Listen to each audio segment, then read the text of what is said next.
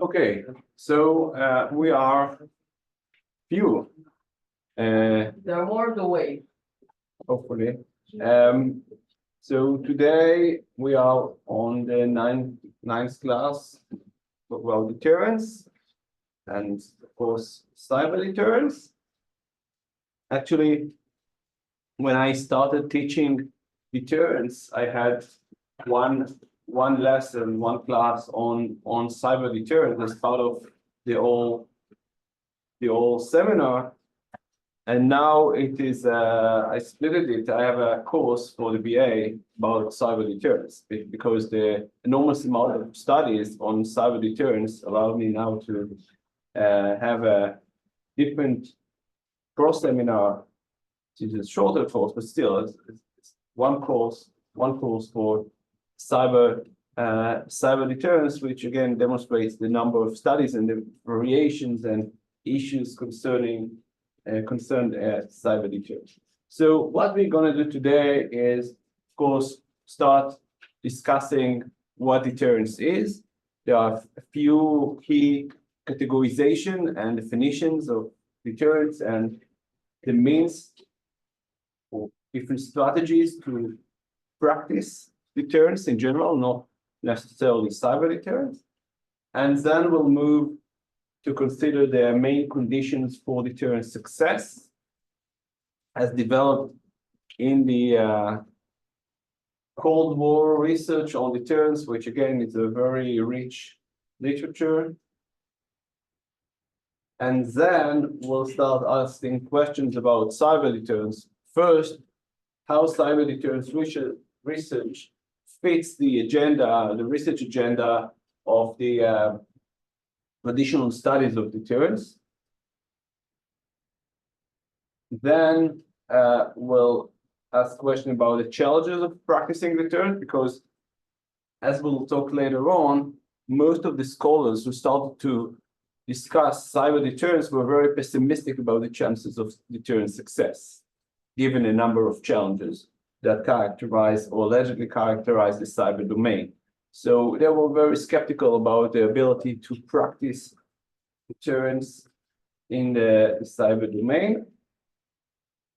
And then we'll move to a question about whether these are valid arguments, whether cyber deterrence is indeed very difficult to practice, or there are ways to successfully practice cyber deterrence, and also what are the methodological challenges when we try to study deterrence success and the cyber deterrence in general. And there are various challenges when we talk about studying deterrence, not only cyber deterrence, but deterrence in general, because usually we cannot see deterrence success, we see deterrence failure, right?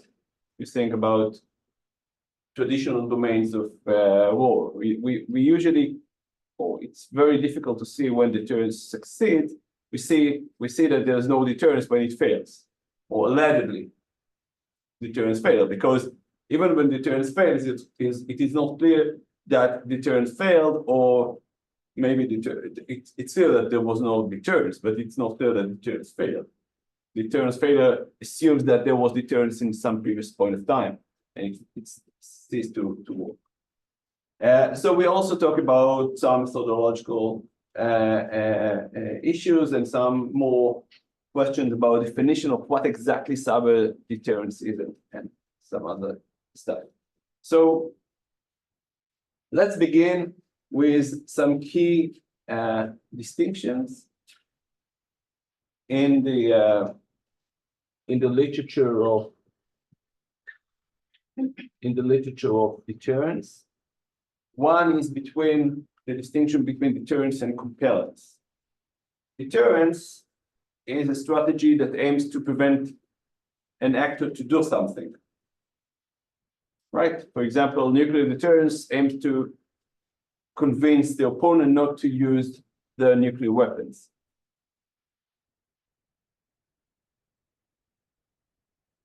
compellence is a strategy that aims to make an opponent do something.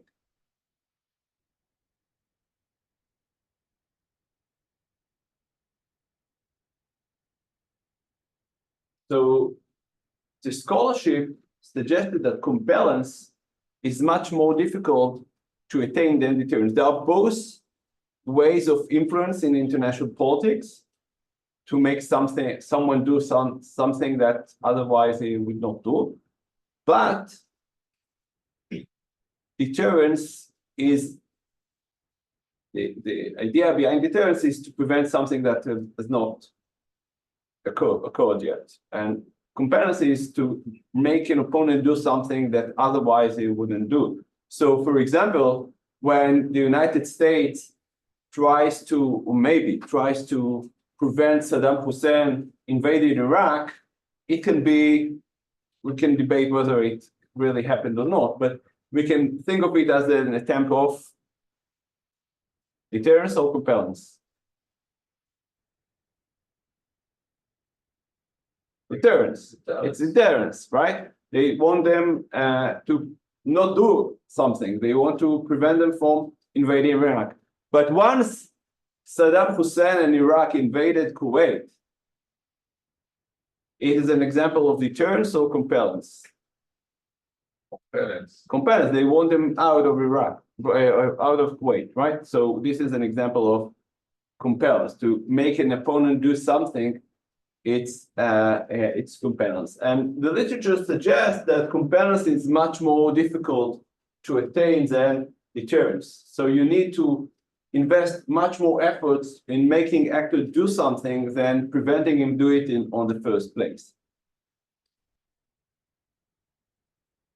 So this is one kind of distinction. The second, and this is maybe one of the most important distinctions in the study of deterrence, and it's as early as of 1959. Actually, I wrote a few papers about deterrence by denial and tried to find out who was the original source of this distinction. And I also used, as part of the exercising the AI chats, I tried to use them to find, and the enormous amount of rubbish I received was really outstanding. I mean, they invented all these chats, invented articles that were not existed by real authors like Bernard Brody and others, but I mean there was completely fake articles. So I'm not sure who coined this. I don't think that it's Snyder wrote it in '59, and I don't think that Schelling succeeded him. So I'm not sure who coined this term, but most of the scholars attribute it to Snyder. He wrote it in a kind of paper in 1959, and then he wrote a book in '61, which is more than 60 years ago. And during the Cold War, the concept didn't attract much attention because scholars were focusing on deterrence by punishment. And this is what we usually think of deterrence by. Deterrence is a threat of retaliation, is a threat of punishment inflicted in order to prevent an attack. So a defender threatened to retaliate, and through this retaliation, the threat of retaliation, the hope of the defender is to make the putative challenger to avoid challenging avoid committing the undesired behavior. so during the Cold War, this was the focus. Nuclear deterrence is about deterrence by punishment. Is the most extensive amount of punishment inflicted by the threat of using nuclear retaliation. But deterrence by denial is based on the idea that will convince the opponent that they would not succeed. And we have various means to pursue the opponent that they would not succeed. For example, we can use defensive systems or use the military. Basically, in the traditional way, was kind of a mechanism of deterrence by denial, right? We put our strong army on the borders, and everybody sees that we have the army on the borders, and they would be deterred from attacking us because they see that we have a strong defense on our borders. Of course, during the Cold War, this was less attractive or less practical in terms of preventing a nuclear attack, because obviously there were no means to prevent or pursue the opponent that their deterrence by denial would be effective. And it's important to emphasize deterrence by denial is not defense. It's not defense. It can be based on defensive measures, but it's not defense, because defense aims to provide a solution to a situation in which deterrence fails. Deterrence by denial aims to pursue the opponent to not exercise the undesired activity in the first place. So the literature used this distinction for many years, suggesting that there are two different models of deterrence: deterrence by punishment and deterrence by denial. One is based on the cost of punishment, and the other is based on the idea that we can pursue the opponent that they would not be able to achieve their goals. It can be by defensive means, but it can also be by offensive means, and it can be also by used by other non-military means. For example, delegitimization. Okay, that they would not be able to translate a military success into diplomatic success, something. The problem is that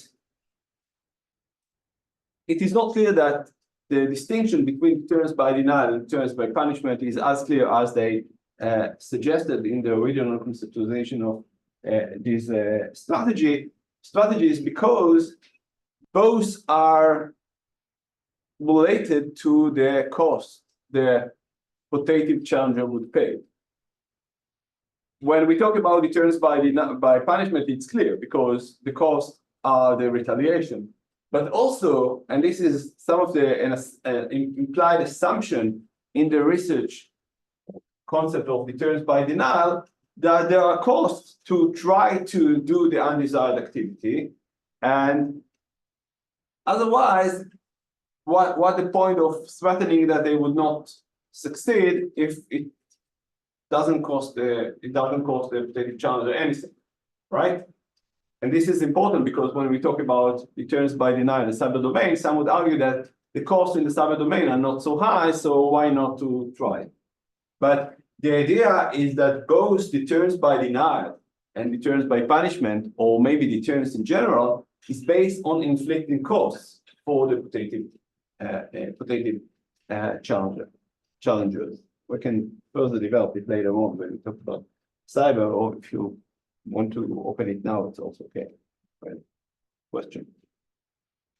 Okay, so there are some other distinctions with regard to deterrence, which I'll not discuss now, but I'll mention a few of them. For example, immediate deterrence and general deterrence, which is about the scope of the threat, what we try to deter a specific immediate threat that we are facing, or we have a kind of a general idea or general threat to prevent the opponent to think of the ability to challenge challenges. This is one distinction. The second is between extensive and direct deterrence. Whether we try to defend our territories and our land, or we want to provide a deterrence for our ally. Like NATO, for example, is an example of standard deterrence to protect NATO members. A second big issue in the research of deterrence is, of course, the question of deterrence success. And this was the key goal of the research of deterrence during the Cold War, and of many of the scholars who study deterrence. What are the conditions under which such a deterrence works? So what are the three main conditions? What we need for deterrence to work?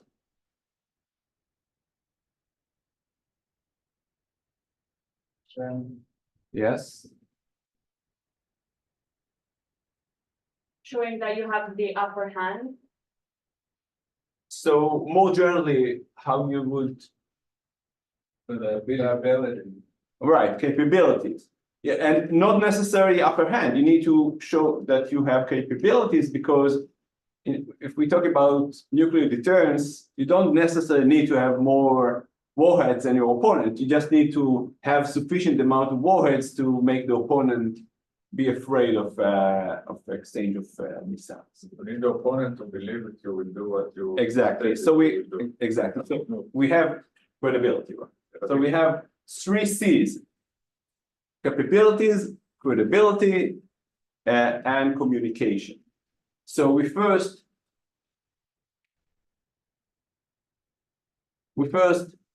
need to have capabilities to threaten the opponent. And again, it should be emphasized, these conditions were developed in the context of deterrence by punishment.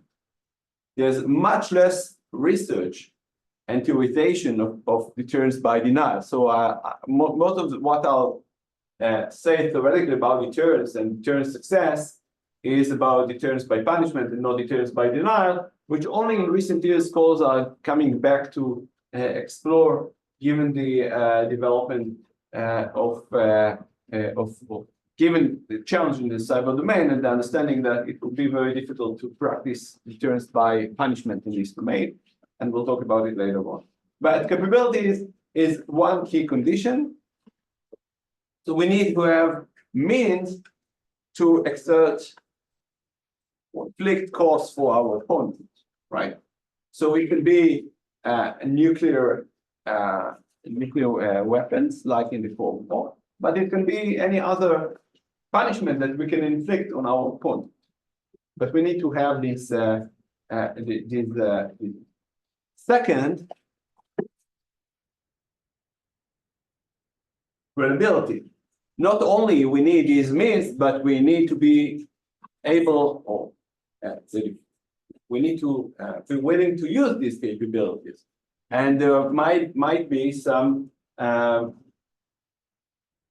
challenges limiting our abilities to use these capabilities we have. For example, domestic and international public opinion. And third, and this is the communication, not only we need to have the capabilities, and not only we need to be willing to use these capabilities, the opponent must know that we have both, that we are having these capabilities and we are willing to use these capabilities if needed. So these are considered the three main conditions for deterrence success. These were further developed in different ways. There are scholars who talk about balance of interest, there are scholars who talk about other elements, but all can be grouped under these three main conditions: capabilities, credibility, and communication. So this actually was the key development of the study of the research of deterrence during the Cold War. The development of this condition, the sharpening of these conditions as the key elements or the key explanation for deterrence deterrence success.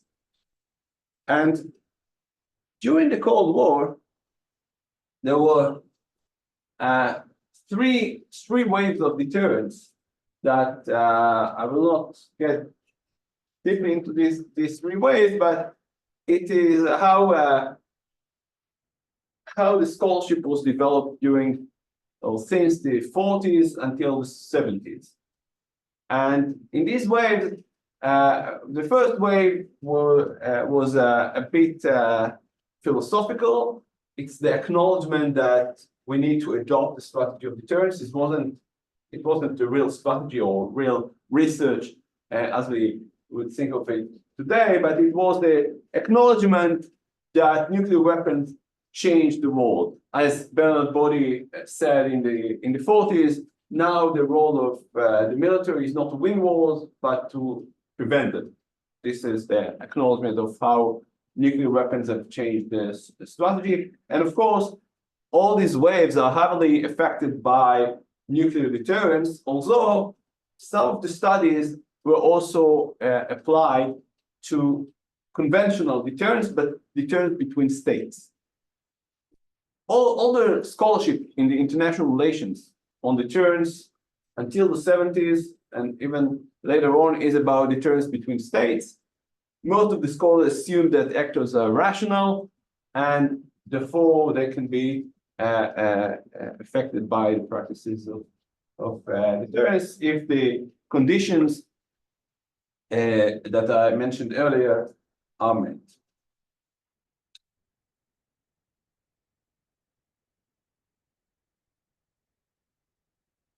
But so this was the three waves. The third wave that Jervis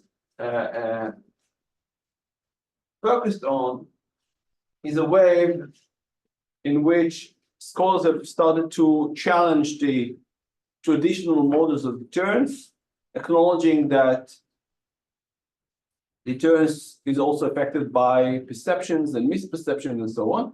But the big change, I think, was in the fourth wave, which emerged at the end of the Cold War, or toward the end of the Cold War. It emerged in the mid-80s, and it was characterized by two main trends. One, which I will not talk about today, is of constructivist scholars try to show how the sociological approach to international relations can shed light on the practices of deterrence, how culture, how social constructions, how language affect the practices of deterrence. There are very interesting studies on these issues. But what I would like to emphasize now is the second trend that characterized the fourth wave of deterrence, which is developed by really scholars who are heavily inspired by the Cold War theories of deterrence, and they want to show or study the relevancy of these models of deterrence developed during the Cold War to the new threats that are emerging in the end of the Cold War, like rogue states, like the terrorism, ethnic wars, and so on. So what they do, they take the three main conditions I mentioned earlier, the three C, capabilities, credibility, and communication, and try to see whether they are applicable to deterrence vis-a-vis these kinds of actors. What they found, or what they argue, is that deterrence is not very effective strategy vis-a-vis these kind of challenges. They are quite pessimistic about the chances of deterrence success. For example, sake of deterrence vis-a-vis terrorists and rogue states, or actors who are very ideological actors. They don't want to preserve the status quo. They want to change the status quo. Deterrence is about the strategy of the status quo, and therefore it is very difficult to practice. But what is also very interesting in this trend is that it is very policy oriented, and it's very biased toward US policy. And it's not surprising because most of the scholars who are develop these studies are American scholars who try to advise the US what should be done vis-a-vis rogue states, vis-a-vis terrorists, and what to do with some ethnic conflicts in the world. So their recommendation is that deterrence is not likely to work, so we need to adopt different kind of strategies to address these kind of challenges. I mentioned all this because cyber deterrence fits very well to this trend. In the beginning, in the late 80s, early 90s, scholars, for example, in Iran, started to study cyber deterrence. They didn't call it cyber deterrence at that time. They call it how? Yeah, information warfare. They termed it as information warfare. The term cyber was not used at that time, not to mention cyber deterrence. They didn't use the concept cyber deterrence. They used information warfare deterrence, or how to deter information warfare and information warfare attacks.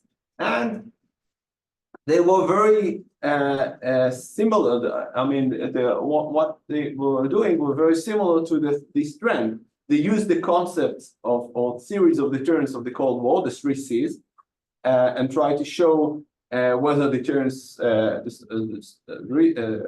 strategy of deterrence is applicable to the cyber domain or the information warfare. They were very pessimistic about the chances of deterrence success because all the things we'll later discuss. And it was very policy oriented. And again, it's not very surprising, given the fact that the scholars and experts who developed these ideas were scholars sitting in Rand or other think tanks in the United States, trying to influence the US policy. So it fits very well to this trend. The only thing that is that at that time in the in the late 80s, early 90s, scholars started to talk about deterrence and information warfare, which is very interesting that they are thinking of these issues at that time when it was very in Israel. At that time, nobody had internet. In the late 80s, nobody had internet in Israel. So they are starting to develop these ideas, and some of the arguments are still used today to explain the challenges of cyber, of why it is difficult to practice cyber deterrence, and we'll soon discuss these challenges. But they are provided a point of departure to the discussion for many years with their research. Any questions so far?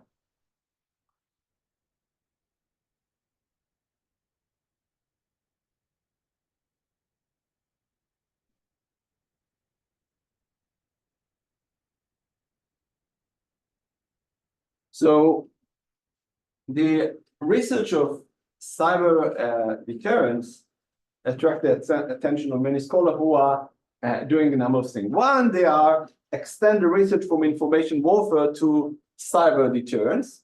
And in fact, this is a key distinction that we can make today between information warfare and cyber and cyber. So when we talk about information warfare, we talk more about things that are related to psychological warfare, right? The attempt to manipulate information. And when we talk about cyber, we talk about the networks and try to invade into the networks of our opponents and to do things within these networks. It should, however, be noted that some challenges the clear distinction between information warfare and cyber. For example, they are using the Russian strategies where the distinction for Russian strategies of how to use the cyber domain then they are not necessarily making the distinction between information warfare and cyber. So this is one issue. Second,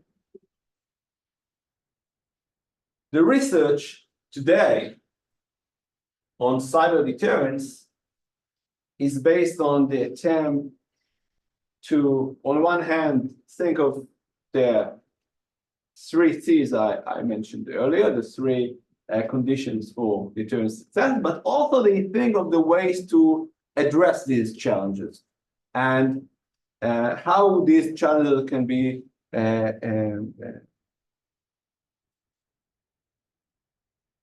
addressed in different ways that we'll talk later on. But a few, I think, challenges that the scholarship of cyber deterrence is still facing. One is that while they acknowledge the need to deter non-state actors, they focus on state actors as the deterring actors. However, if we closely look at what's happening in the cyber domain, we can easily see that also non-state actors are practicing deterrence against different kinds of actors. So not only states are performing practices of deterrence in order to prevent undesired activities, but also non-state actors are using these kind of practices. This is one. The second, I think that what cyber deterrence is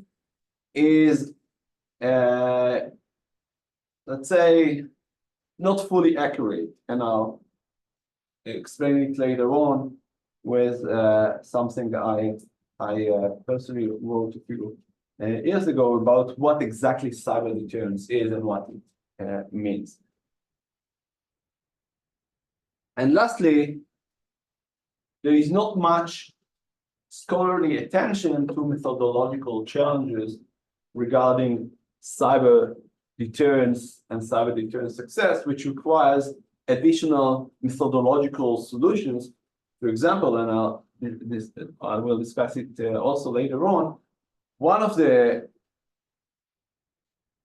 solutions to address the challenges of studying deterrence is focusing on the adoption of the strategy and not on the success of implementing it. Because it is much easier to see how actors start to adopt or cease to adopt the strategy of deterrence, because deterrence is about explicit threat, right? I cannot really deter if I'm not saying anything, I'm not issuing a threat or saying what I would do. It can be, of course, a different level of explicitness, and we can also discuss it later on, but there's something that me as a scholar can observe. I'm not talking about intelligence bodies and so on, which have their own sources.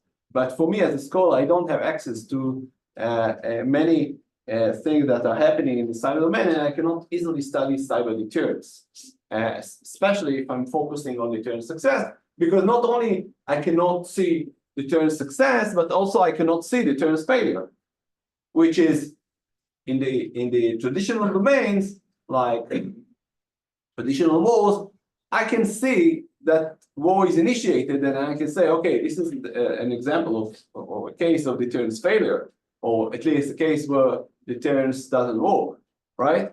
But I cannot see deterrence failures in the cyber domain. I mean, we don't see anything, right? And therefore, I think there are some methodological solutions that need to be taken in order to address this challenge. Okay, so let's discuss a few challenges with regard to cyber deterrence. And again, I'm talking about cyber deterrence by punishment, and not deterrence by denial, simply because there is not much theoretical discussion that address the question of deterrence success. So, I mean, there are some scholars who are making arguments about deterrence by denial success, but it's not developed as the three C's I mentioned earlier. So, for example, we can think of whether the three C's are applicable to the question of deterrence by denial. But I mean, the discussion is much more complicated than that, and scholars suggest different kind of ideas of what would make deterrence by denial more effective. And we also need to take into account the fact that deterrence by denial can be used by various kinds of means, which are very, very different. So it's also, again, difficult to establish a theory that covers everything together. So let's start discussing the challenges in successfully employing cyber deterrence by punishment. What are the main or key challenges? So one is the low entry costs. What are the low entry costs and why or how it affects deterrence? No, just country. Like everyone can play in this sandbox. Exactly. They don't know all the actors, they don't know who did who. There's no clear picture. Yes. So first, again, as you mentioned, some scholars suggest that initiating a cyber attack is not very difficult. So, I mean, if everybody can try doing something, it is much more difficult than a challenge where actors need to invest much more efforts and resources. So the idea it is much more easy to deter something that is much more costly, much more require much more resources from the potential challenges than something that is easy to try. And of course, it doesn't relate only to cyber attacks that aims to, I mean, by terror organization, but it can be some criminal actors also might be difficult to mention. In addition, we talked a few weeks ago about the defense balance. And as we mentioned, some of the scholars suggest that the balance is unlike other domains. In the cyber domain, the balance is there is an advantage for the offense over the defense. So when the offense has the advantage, it's much more difficult to deter the initiation of attacks because there is much more incentive to strike first, unlike in situations where the defense has the advantage. To make clear, I'm just going over the main challenges, then we'll discuss maybe in groups what can be done and whether these arguments are valid. Okay, but this I'm covering the main arguments within the scholarship of deterrence, cyber deterrence. Second, and this is the key problem, maybe the main problem that is presented when we talk about the challenges of practicing cyber deterrence, the problem of attribution. What is the problem of attribution? You don't know who actually took the attack, or it takes a long time to actually get it out. Right. So how it affects the practices of deterrence? If it takes so much time, then first off, you have to know who you need to deter, and then also it takes a long time to figure out who did it, then also that aspect of the length of time also. Right. Exactly. It's not very effective to strike back few years after the original challenge. So the main problem here is the difficulty to identify the attack and to attribute the attack to a specific challenger.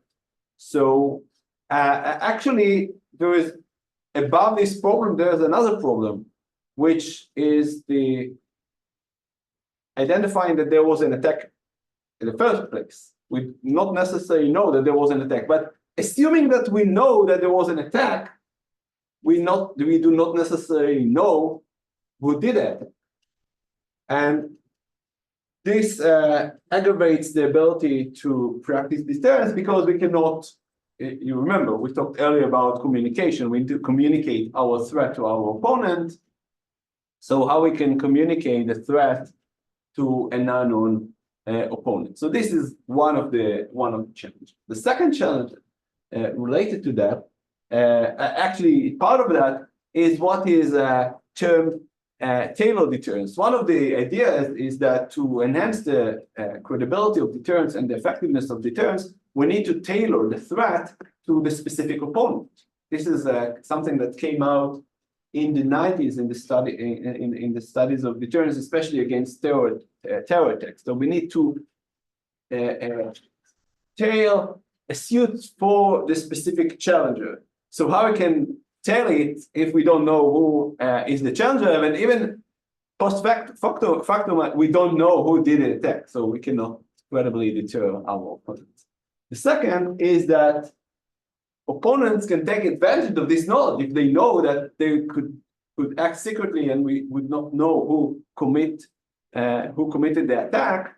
They have incentive to attack us because they know they can escape with the anonymity and they will not be punished for their activities. So think, for example, what we talked a few weeks ago about the attack in Estonia, right? One of the challenges to retaliate was that it was not exactly clear who did it, whether it's the Russian government, whether it's some groups working for Russia, or it's not really related to the government, and so on. So it makes the retaliation more difficult and makes or challenges the legitimacy of retaliation, because we need to, according to international law and international laws, we need to know, surely know who are we attacking, and if we want to justify the retaliation. If we don't know who did it, it makes it much more difficult.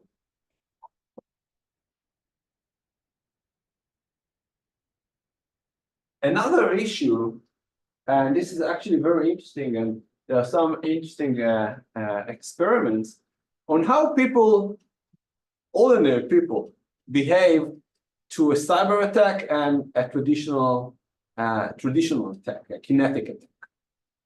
And people, the public, is much more willing to retaliate to a kinetic attack rather than to a cyber attack, even if the damage caused by both attacks are similar. So they give similar scenarios to in the survey. In surveys, in one scenario, the same damage is caused by a kinetic attack, and in the second scenario, the damage is caused by a cyber attack. And they see that when the public respond, they are much more regressive to kinetic attack rather than to a cyber attack, which may relate to question of sovereignty, for example, and maybe people think that cyber attack doesn't necessarily challenge state sovereignty as a kinetic attack. But this is another question.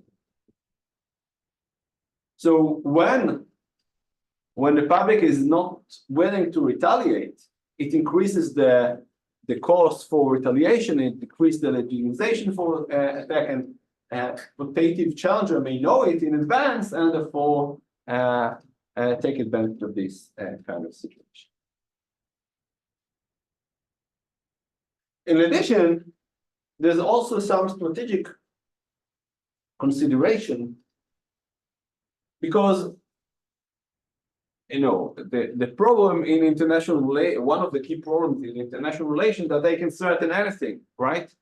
But I want to make the threat more convincing. I need to provide some information about what I'm going to do. I want to demonstrate that I'm able to do some kind of thing that I'm threatening. But when I do it in the cyber domain, I provide a lot of information for my opponents that may take advantage of it and prepare means to neutralize my capabilities. So then, on the one hand, I want to threaten what I can do, but on the other hand, when I'm threatening and providing information about what I might do and how I would respond, I might provide them incentives to develop means that would neutralize my ability to end it. So let's try to take these points as a points of departure for the discussion, and in groups discuss the question whether these are valid, basically valid arguments, whether these challenges are challenges that prevent from really what the law entry calls the problem of distribution, the limited utilization, and the strategic consideration are necessarily preventing the ability to successfully practice cyber deterrence. And second, can you think of strategies of deterrence or means to exercise cyber deterrence that may provide remedies for these challenges? Of course, I'm pointing here also to NIE paper, which provides some ideas toward how to practice cyber deterrence. And this is part of a trend in recent years, scholars who suggest that cyber deterrence might still be applied successfully, not necessarily the same ways of the Cold War, but in different ways. But you don't necessarily need to agree with NIE or with this solution. I mean, you can argue that these challenges are key challenges that prevent from practicing cyber deterrence, but you can also adopt an opposite approach that suggests that deterrence can, that these challenges are not necessarily preventing from practicing deterrence, and think of the ways that deterrence can be applied, the strategy of deterrence can be applied in cyber. So let's have like 10, 12 minutes for this challenge. You can travel, don't be deterred.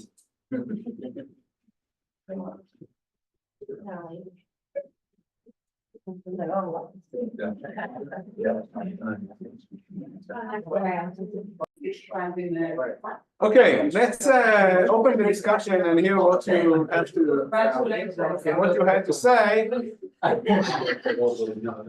And after that, we'll have a break, and we'll further discuss it after the break. But let's hear first what you had. So who wants to start?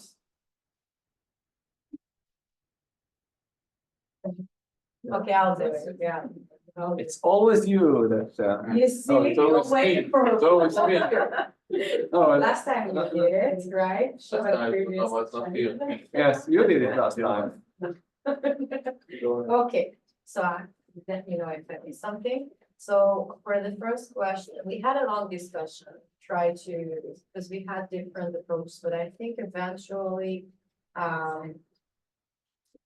the question is, they do prevent successful application of cyber deterrence strategies.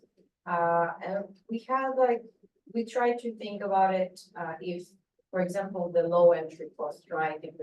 If the attackers themselves are private people, and who will be the part that they attacking basically. And we understood that even when the attack is conducted through, against like private people, they're part of something, right? They're part of government or country. So eventually it always will be a country against country, right? And this relates to the second question of the different types of cyber deterrence. So I think that for the practice that we have today, we need more practices, and we need more practice strategies that will allow to address these changes in order for the deterrence to be effective. And one of the ideas that came up, and I think we discussed this throughout the semester and the previous semester too, is the need for international law that will gather, especially for the cyberspace, that will gather all the strategies and that will allow to address the challenges and possible attacks for the future. Because the cybernetic space is without, is limitless, without borders.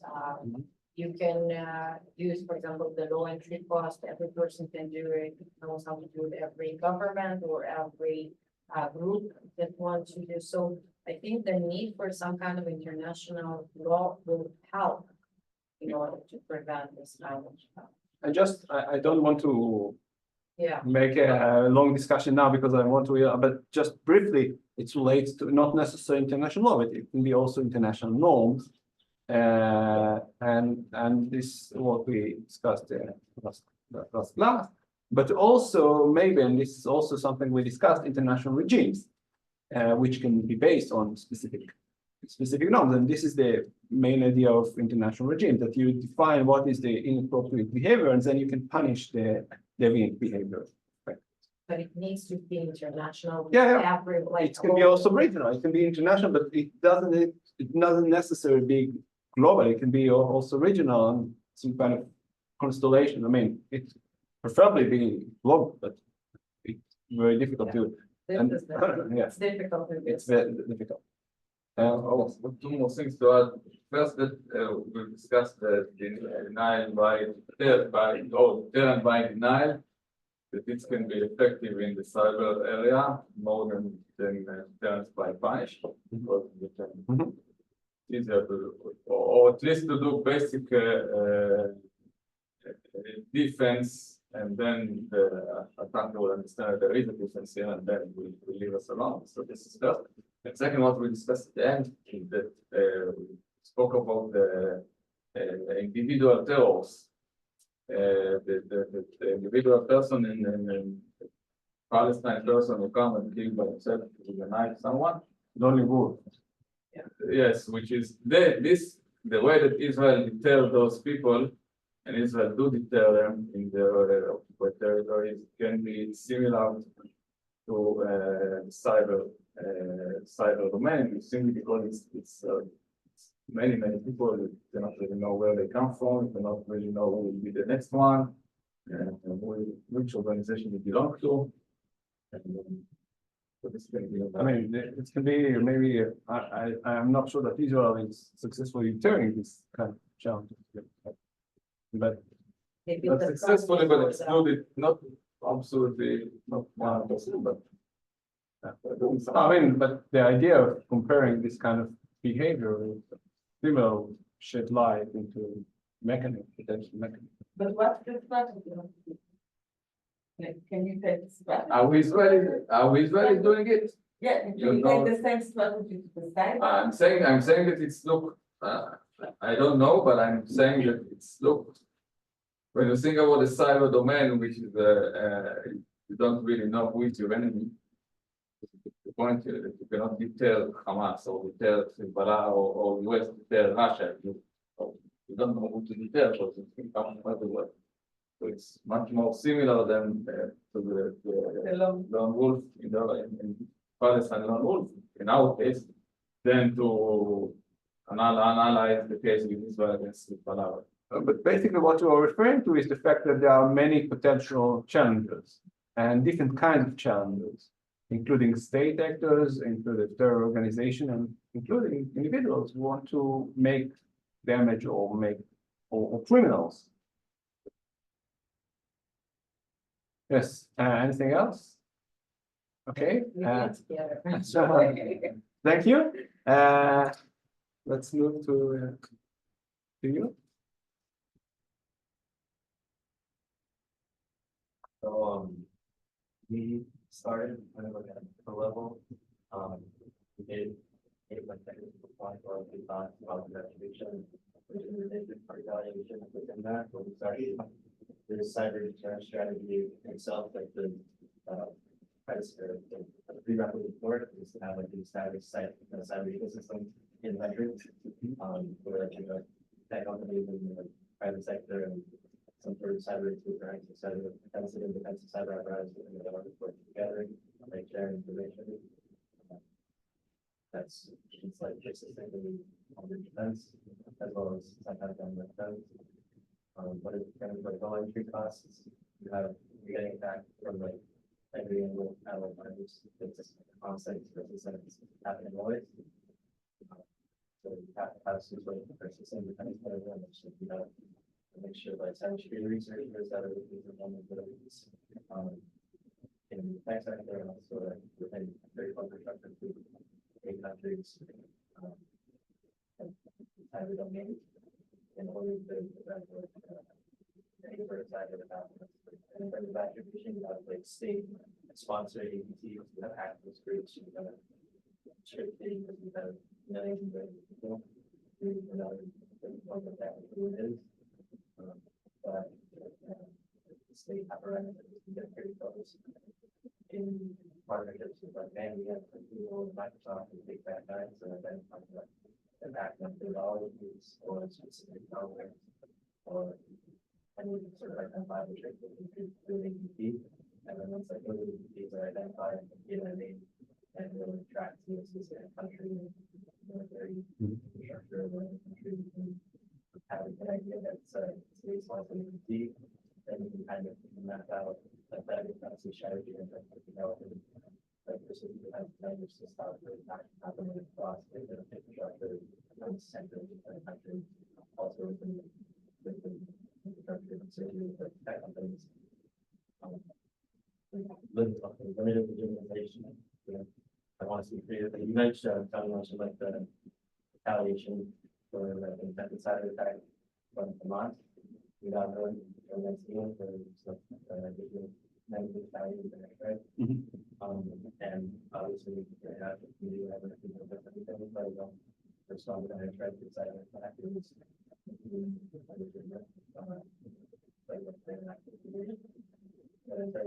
retaliate.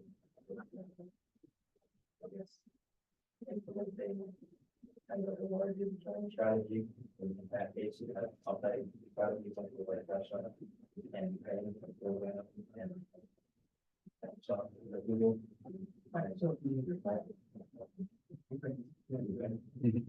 So Microsoft coming to you, small companies, like Arctic Towers, in I guess sort of showing the video and that's solidarity with Western values and democracy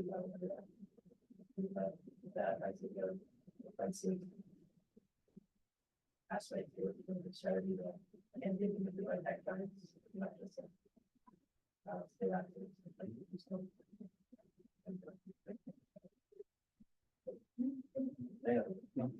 Thank you. Yes. We actually talked about the one David, so I'm witness that you. Yes, yes, but so we talked about alliances inside the countries between the private sector and the governmental sector and between like-minded countries. We also talked about the Ukraine case as an example. We talked about again strategies that are not cyber per se, meaning that you can arrest people that you can naming and shaming. There are lots of strategies that are not in the cyber domain to deter. Creating a strong cyber ecosystem within the country and promoting it, like that everybody knows that you have like resilience against cyber attacks. We talked about, I don't think you mentioned it, I'm not sure, about educating the public about cyber attacks, that they can be as serious or lethal as kinetic attack, to have support from the So increase the legitimization for retaliation. Yes, and we talked about when an actor is attacked, cyber and the cyber domain, to react strongly. So to future. Demonstrated way to retaliate, to threaten future retaliation. Yes. Thank you. And So, I think most of the points made, but mainly for the first questions, we said that, the challenges don't necessarily prevent the successful application of cyber deterrence. As regardless, it still sends out a very clear message that, like, for example, if you're being watched, then your actions are gonna have consequences.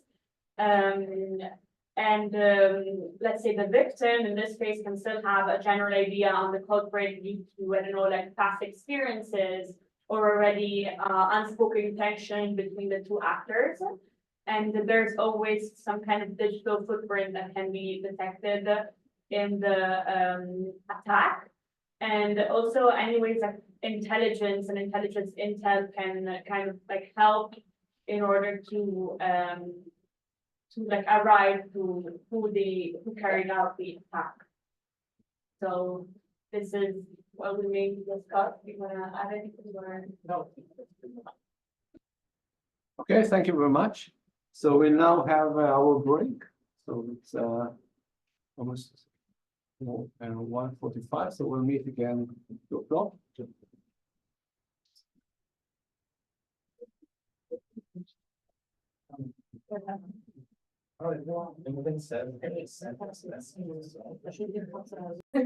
Okay, so let's summarize some of the key points regarding the challenges.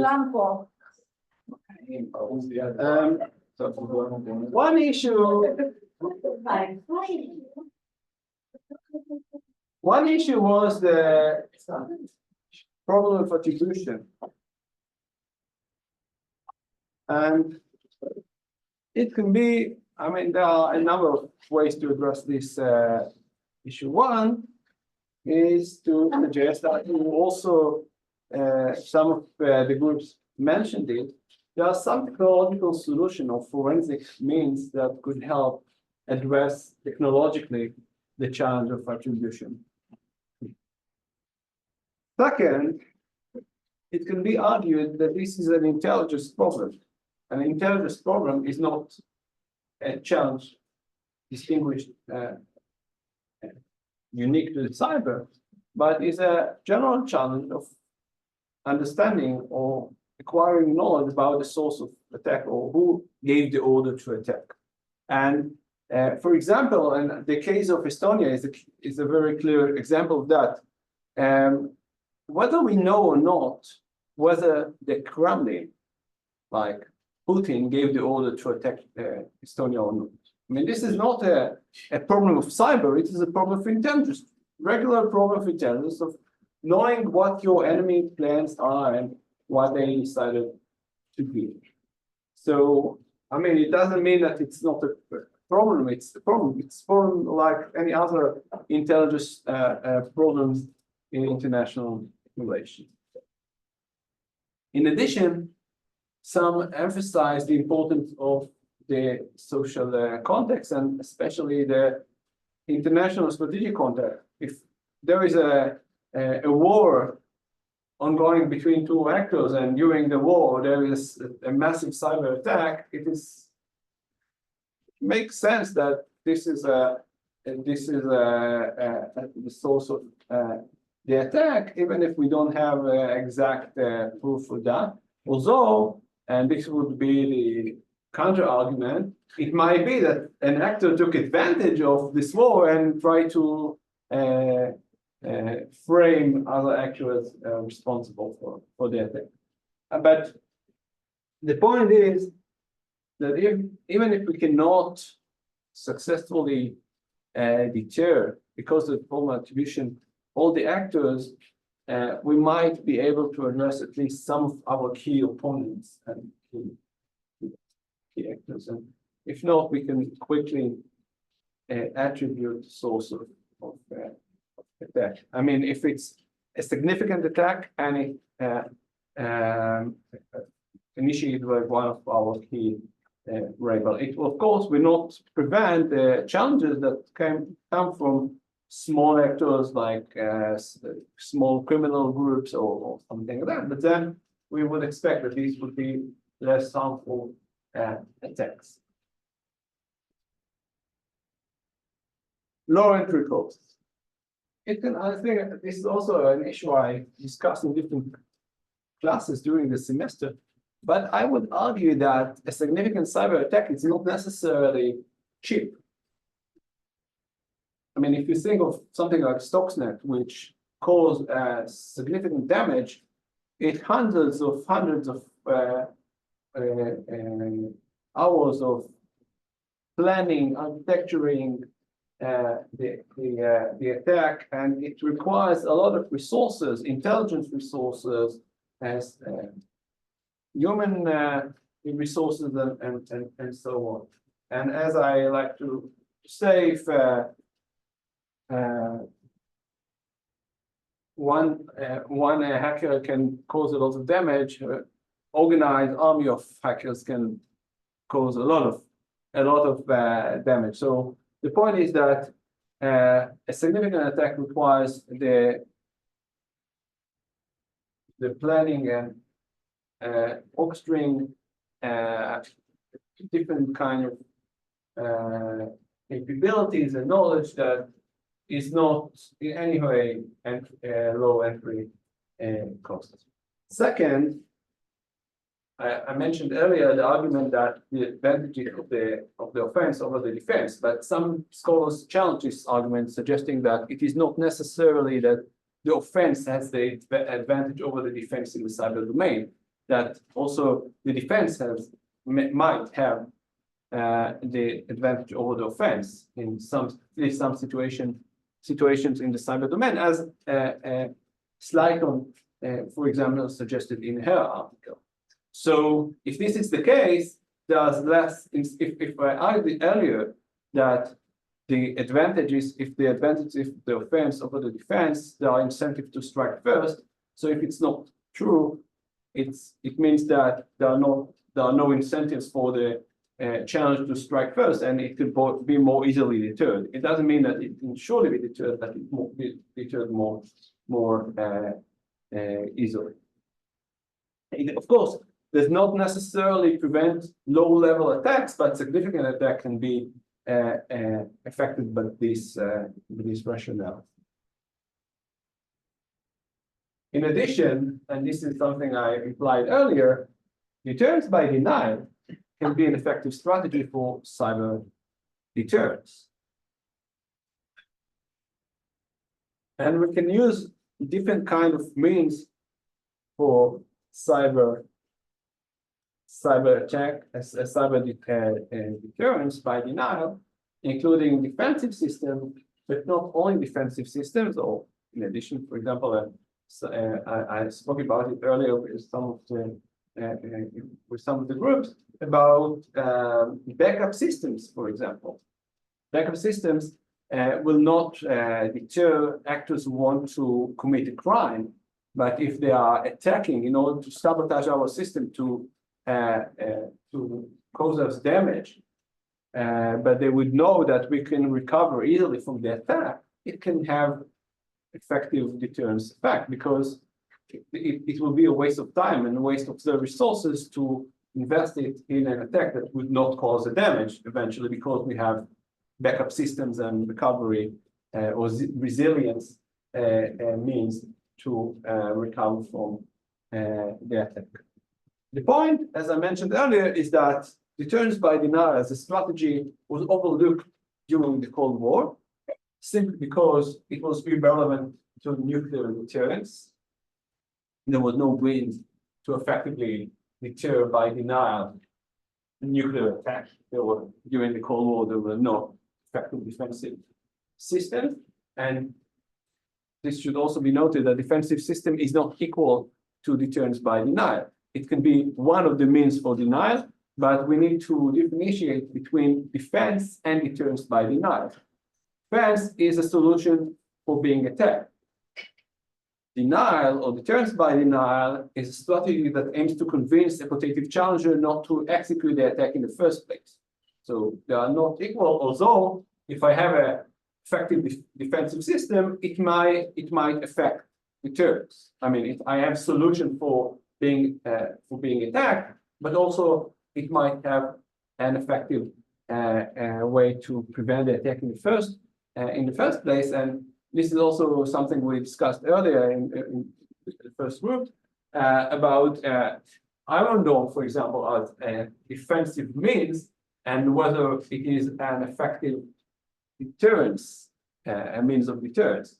And it's clear it's a very effective defense means in the sense that it decreases the damage that rockets from Gaza can cause in Israel, but it doesn't effectively deter Hamas from launching these rockets because the cost of each of these defensive means is much higher than the cost of the rockets, and it also allows Hamas to challenge Israel without experiencing the costs involved, because it is not causing much damage in Israel, because Israel is protected by the defensive system. So during recent years, much more scholars are interested in deterrence by denial, especially because of the question of deterrence and terror attacks and deterrence in the cyber domain. So this caused scholars to be much more interested. I mean, this is a very, very recent shift in the research of deterrence, like last 5 years. Much more studies are written on deterrence by denial. And I think that in a decade from now, there are good chances that we'll see a much more coherent theories of deterrence by denial and the conditions under which it can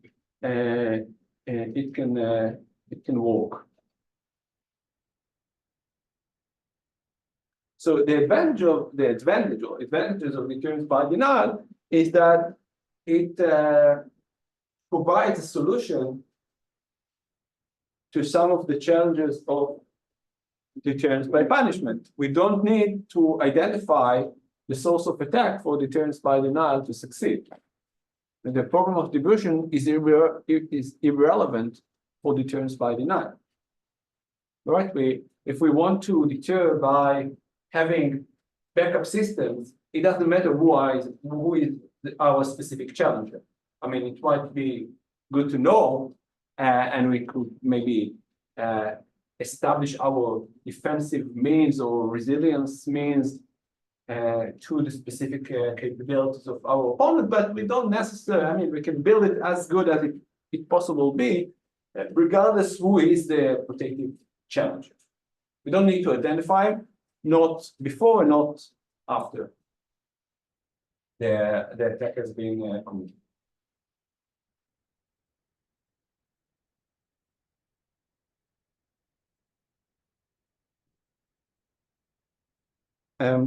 I can add a very interesting example of deterrence by denial, which eventually failed, but it's very interesting logic. You know Napster? Heard of it? Service. All the students might even use this. This was a technology that provided a way to share files in the 2 decades ago or something like that. Even more than 2 decades. End of the 90s. Yes, and this was part of the problem of the music industry, because people shared music files without paying for music. It's not like today you had YouTube and you can use it. So people use this use it in order to share music files. So it was based on music files that were uploaded into the system, and then people could search for the band or the singer they want to listen to, and they could download it into their own computer, so it was great. So the music industry was very upset with this technology, and they tried to fight it back. So one of the ideas was spoofing, to put enormous amount of defective files into Napster in order to execute or create a situation which people invest a lot of time downloading it. It's the late 90s. It took a lot of time to download. So if you invest a lot of time downloading a file and then you see that it corrupted and doesn't have the music you were hoping to hear, it would be a very effective deterrence mechanism, because you would understand that you would not succeed hearing the music by using Napster. So this was a kind of a collaboration of the music industry, try to rely on spoofing and distributing a lot of corrupted files, like hundreds of thousands of files into the system, and allegedly it would deter the people from using this service, but eventually it failed because the people who used Napster created a very effective solution in knowing in advance whether it would be corrupted or not, the file would be corrupted or not. So it didn't work. But it's an example of how deterrence by denial can be established on non-defensive means, or it's not military means, it's just spoofing, right? It's kind of maybe innovative idea, but it exemplifies this kind of strategy, and the fact that cyber deterrence can be targeted to different kinds of actors, not, even individuals, which of course the music industry would consider as criminals, downloading unauthorized files, but again, it's different kinds of actors can be affected by cyber deterrence.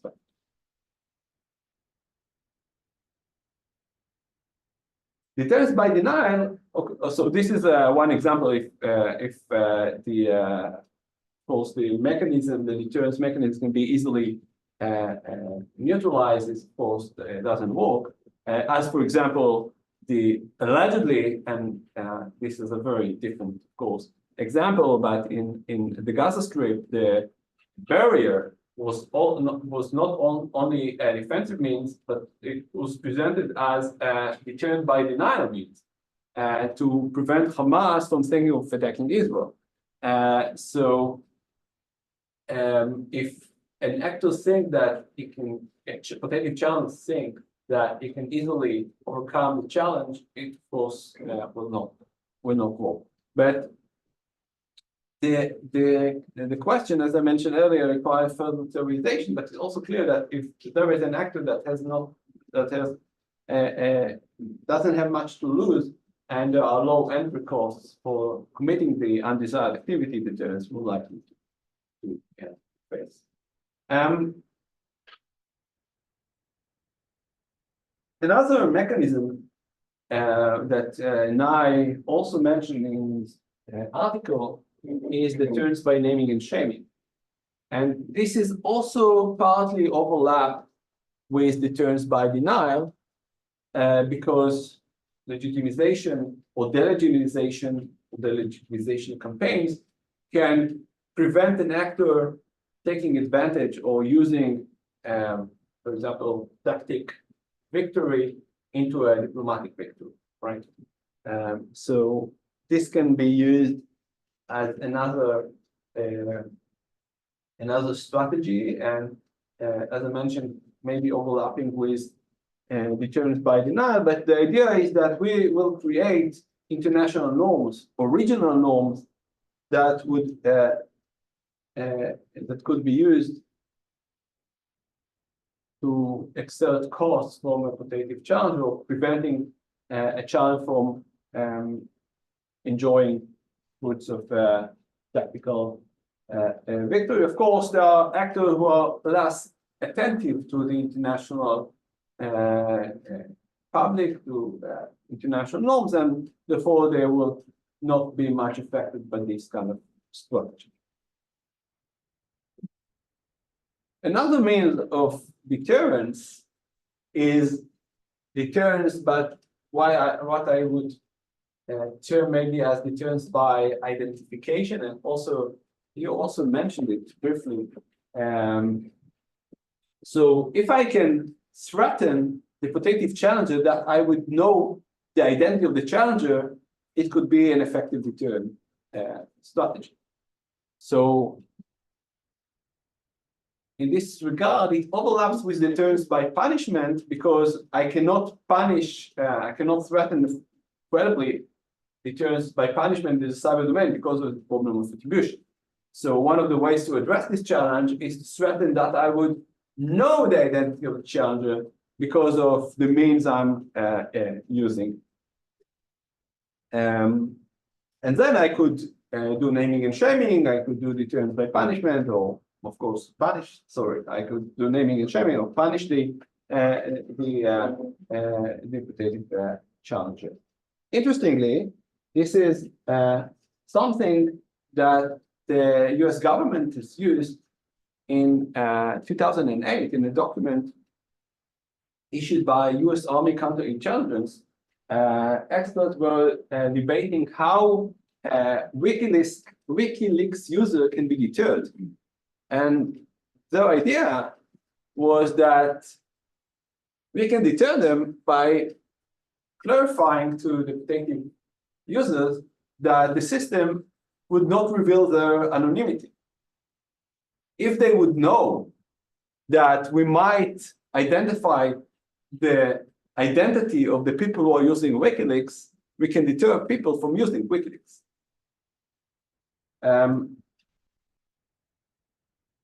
So this is an interesting example, again, not only for different methods and means of cyber deterrence, but also about who is the target of the strategies of deterrence. And individuals are also can be the target of this kind of strategy. The problem, of course, is that it requires significant advanced technologies. And the bigger challenge is that in some cases, you would not want to use it.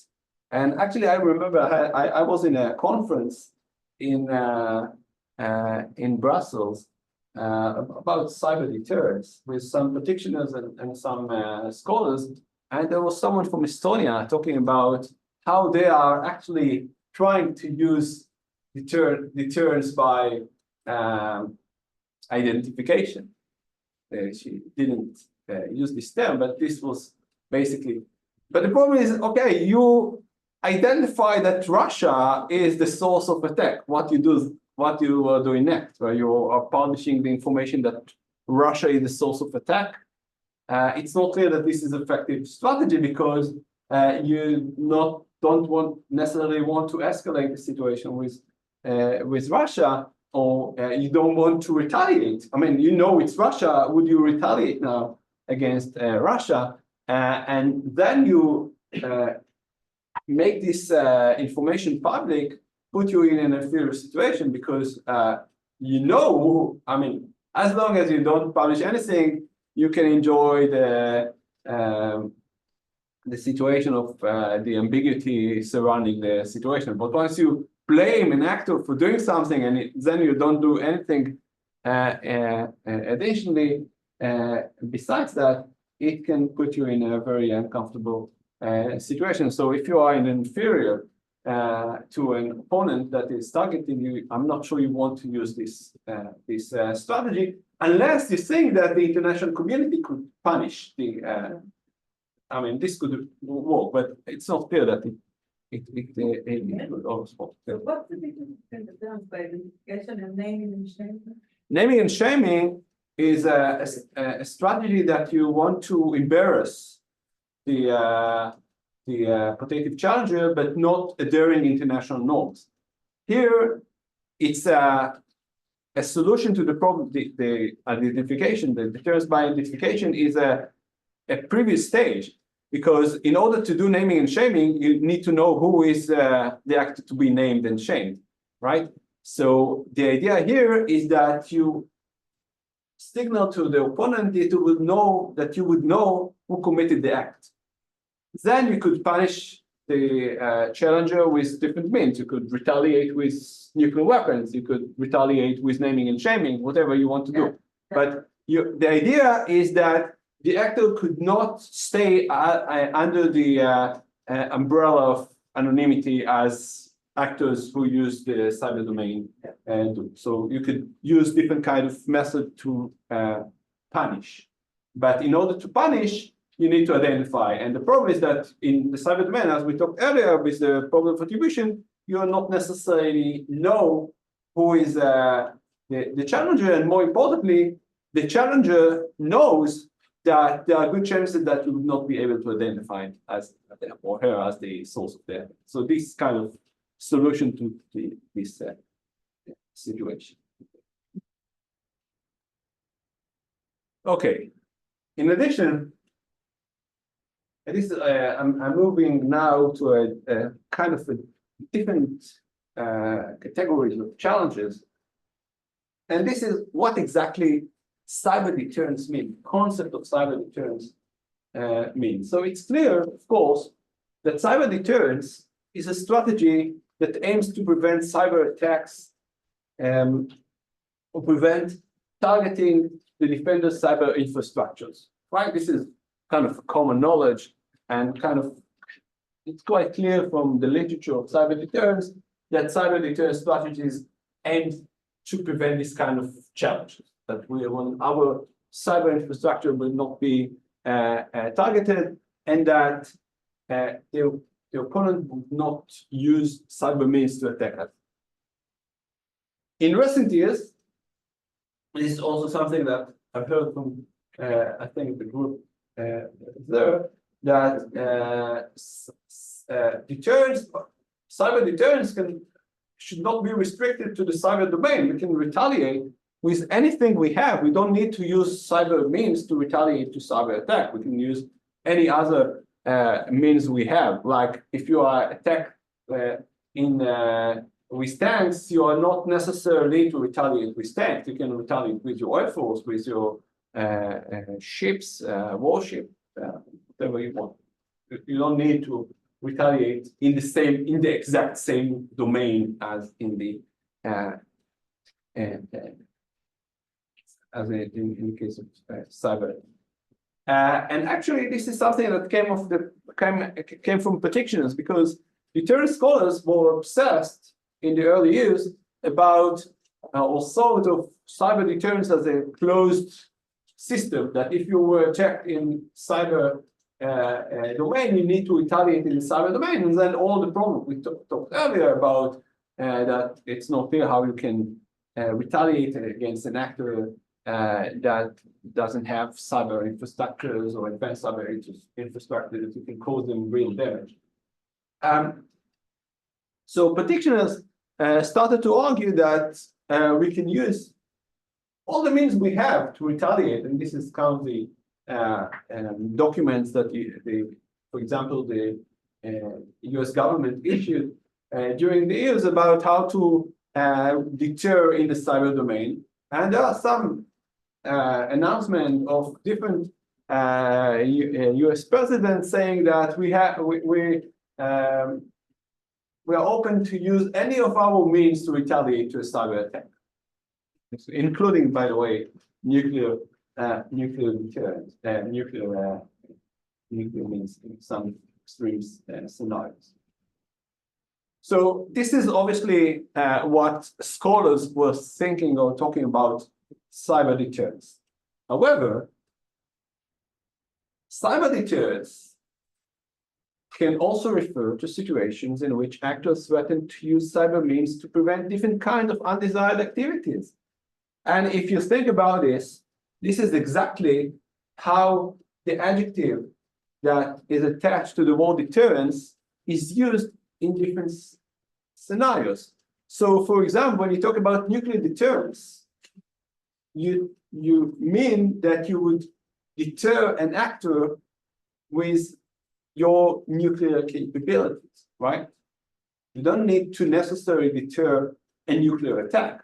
Of course, can deter a nuclear attack, but it can deter different kinds of challenges. For example, the Israeli strategy, which is not, there's not one binding document, but as it was interpreted by scholars, there are experts, there are numbers of potential scenarios Israel would use nuclear weapons. One, of course, is in the case of an unconventional attack on Israel.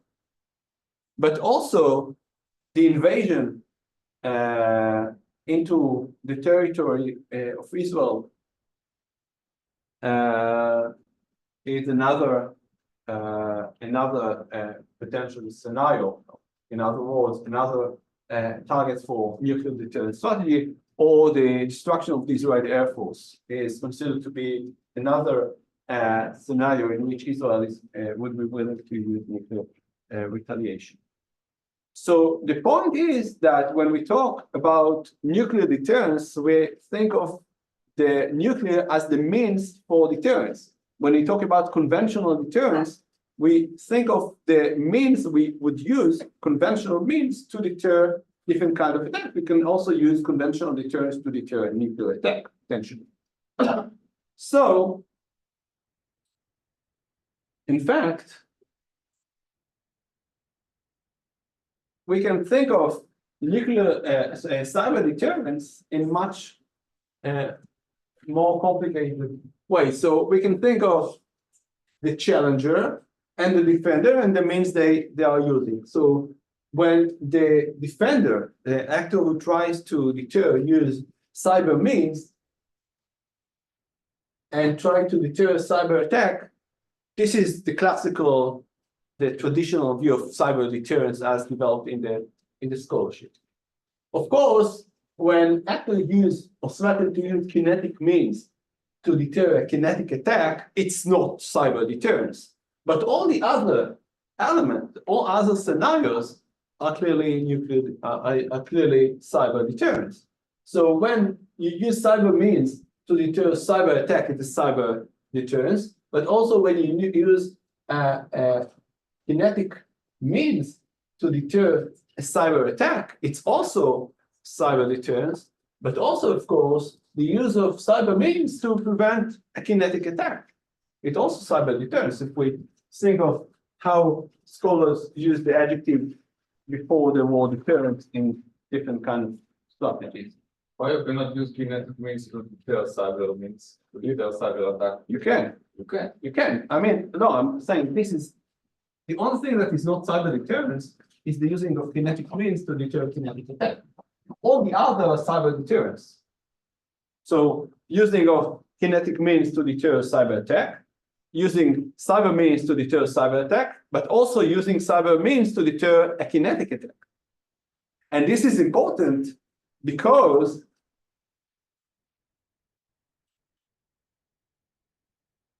the problems that are, or let's say it's in this way, many of the problems related to cyber deterrence, assuming that you use cyber deterrence to deter a cyber attack, but you're using cyber deterrence to deter different kinds of activities in the kinetic domains, there are no problems at all.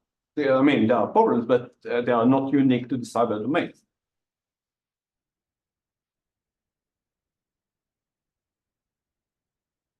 So eventually, deterrence by denial, cyber deterrence could work if we, at least at this kind of situations, more effectively. And it's interesting that the scholarship kind of overlooking this possibility of cyber deterrence. Something that we are using, we are seeing right now in the international system. Like people, like countries say, if you will attack me on the cyber, I will shoot your missiles or vice versa. I mean, I don't see a reason why not to use this kind of threats. I don't have much examples of practicing this because I think also practitioners are not completely aware of this possibility. But basically, you can use it in various ways because cyber attacks can be initiated with different kind of targets, different kind of means, not necessarily military means. But I mean, you would attack us, will destroy your networks or will damage your networks or your ability to use the internet. Even critical infrastructure. This, of course, this is kind of a critical infrastructure. Of course, this is threat. So I mean, there's no.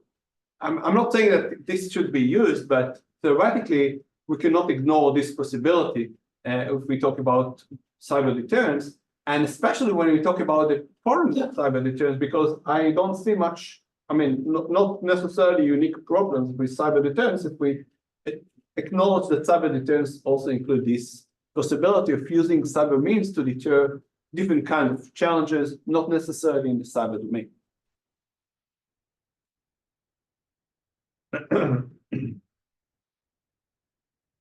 In addition, there are, and also it also relates to what I mentioned now, the methodological challenges, because maybe the first methodological challenge is to clearly define the concept we are using.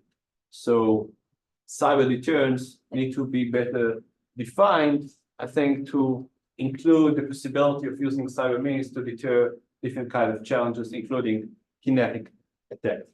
But there are also some other methodological challenges in studying deterrence, and here I mean challenges showing that the deterrent threat is the reason for the behavior of the protective challenge. This is very difficult, very difficult challenge, and it refers to a number of specific problems with study of deterrence and the methodology of studying deterrence, which, by the way, affected not only, I mean, the solutions suggested to address the methodological challenges in studying deterrence affected not only the research in international relations and methodological discussion in international relations, but also in political science and in social science in general. And one of the ideas is acknowledging the problem, the dog that didn't bark problem. You know this concept, the dog that didn't bark, where it's come from?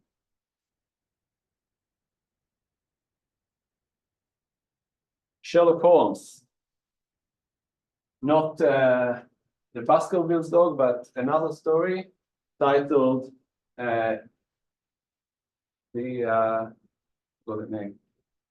Silver Blaze. It's about a murder mystery that is solved by the fact that the dog at the night of the murder didn't bark. And this brings Sherlock Holmes to the conclusion that the murderer was someone who knew the victim because the dog didn't bark. So the idea is that something that doesn't happen also is important to be acknowledged. And this is, of course, relates to deterrence success, because we don't see deterrence success. Nothing happens, right? There's no war. But of course, the question is whether we can establish deterrence success by the fact that we don't see a war. Because the fact that there is no violence doesn't mean that deterrence works. Why? The other reason for violence. Okay, there could be other reasons why the protective challenger decided not to attack. First, foremost, maybe he's not interested. It's not because of the threats. He doesn't have any interest to challenge the defender.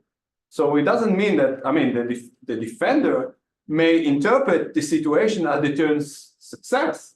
But if the protective challenger didn't have the idea of challenging the defender, there's no reason to talk about deterrence success. Is irrelevant for the decisions made by the protective challenger.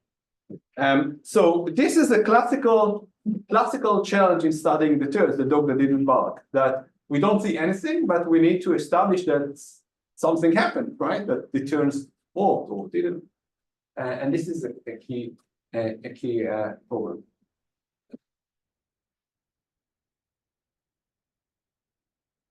The solution of many of the scholars in the study of deterrence was to overlook deterrence success and to focus on deterrence failure.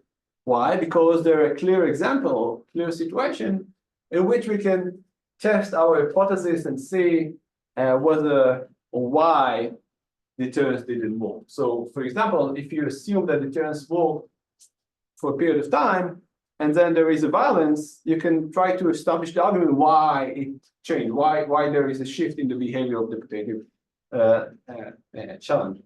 So to look at the trends basically and then to analyze that.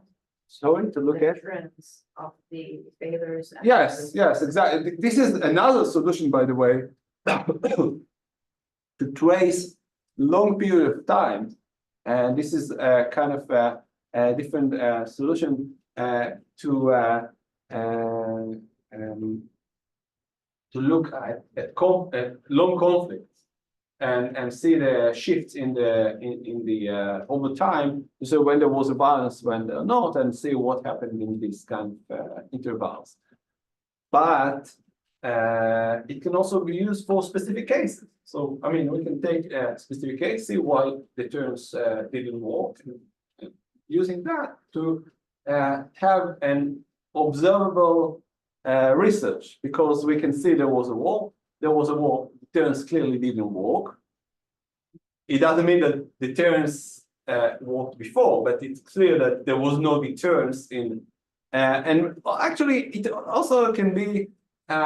This argument can also be challenged because as I mentioned, I'm teaching a seminar on deterrence, so I have many examples. But one of the favorite examples in this regard is the war of again the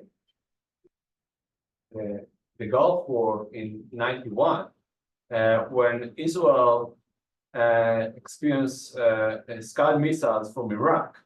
But the reasons for Saddam Hussein to launch missiles over Israel was not that Israeli deterrence didn't work, but the opposite. Because deterrence worked, Saddam Hussein wanted to sabotage the alliance that was developed between the Arab world and the United States and other countries in the West. So his idea was that if Israel would retaliate, it will make all the Arab countries uncomfortable being an ally against Iraq when Israel is attacking Iraq. So the idea of Saddam Hussein was that Israel could not retaliate because of its deterrence and deterrent posture. So I mean, it usually works in this way, but if you can also experience a situation of you can be attacked even if your deterrence works. And there are also some other examples, including the war between India and Pakistan, for example, where India was attacked by Pakistan, not because it didn't establish its deterrent posture, but because Pakistan policymakers were thinking that attacking India in the future would be much more costly than now. So deterrence again didn't work, but it was clear that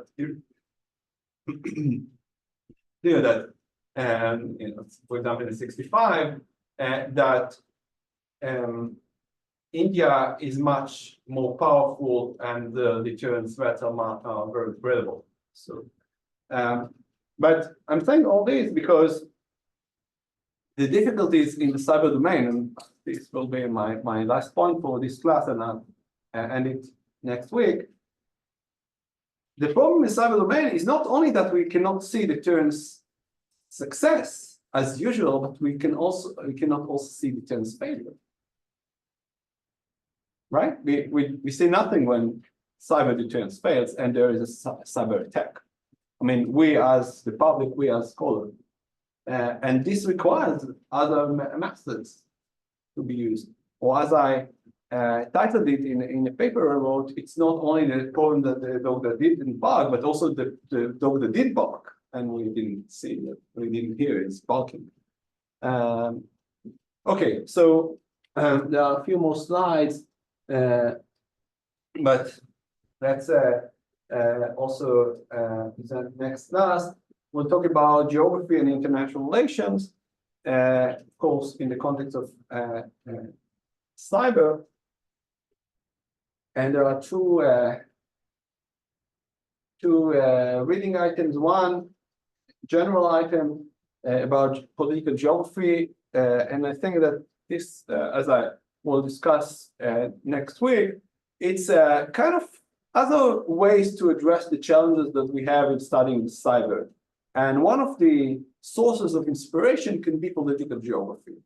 And of course, scholars in political geography started to study the cyber, and Jordan Branch is one of the leading scholars who are doing it, and he's studying mapping in general, studying mapping, how maps are created, how it affects international politics, the maps, the creation of maps affect international relations.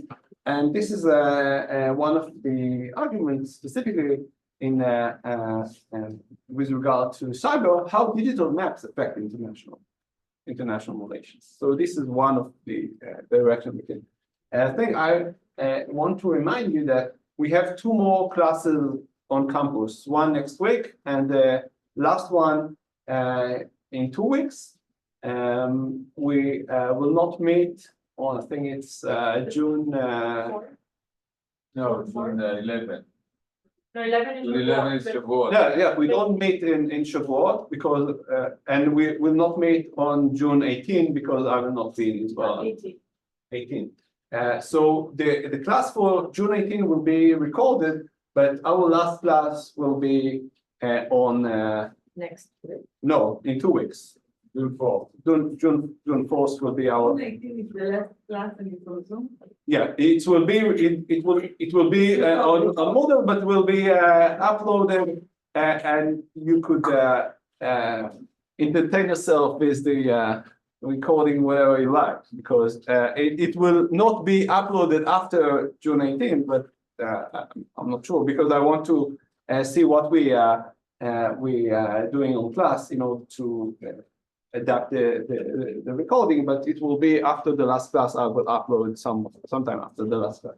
So we have 2 more classes. I remind you, if you have questions that you want to, I recommend that you start going over the materials of the course if you have questions before the exam, because once I give you the exam, I will be able to answer technical questions about the exam, but I will not be able to answer your questions regarding the materials in a way that would be a specific answer to something that is that's something that you are. When will you publish the exam? I do it on the last. I will provide it with the last class on campus. So on the So- 4th of June. Yeah, the 4th of June. It gives you more time for the exam. Of course, I will be able to answer some simplification questions, but you need to take into account as well. If you want. And we will submit it via Moodle. You need to also hand printed to print it, but I mean, I'm more flexible about the It's never happened. yes, but I No need one asked to. for it. So I'm we asking. need to print it okay. and to send it to you.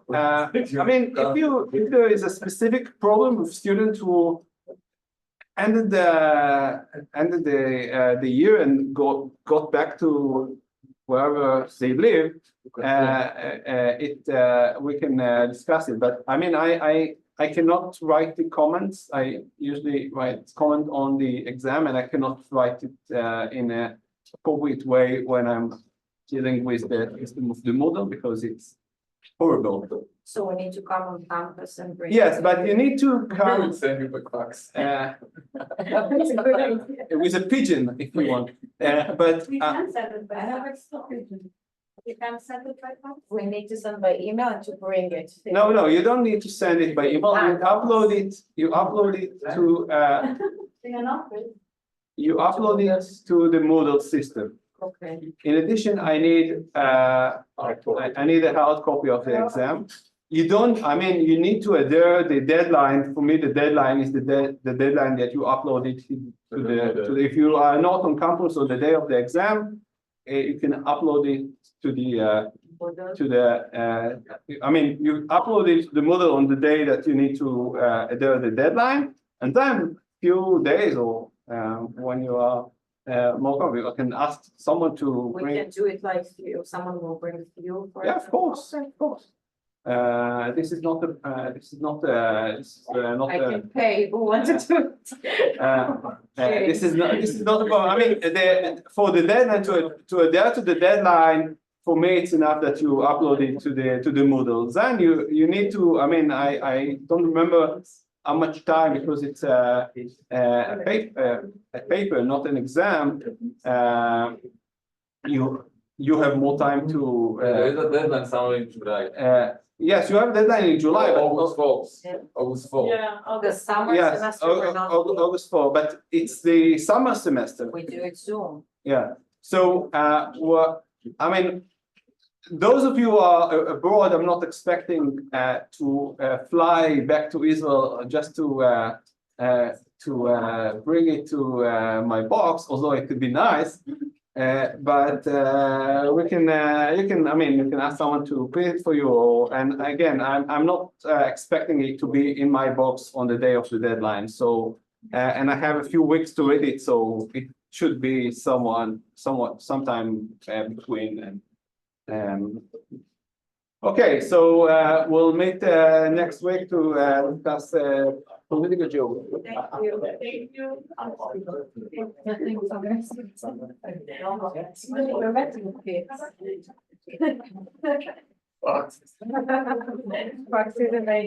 כמה אני מתעסק עם פקסים בעבודה. Anything? Oh my gosh, wait.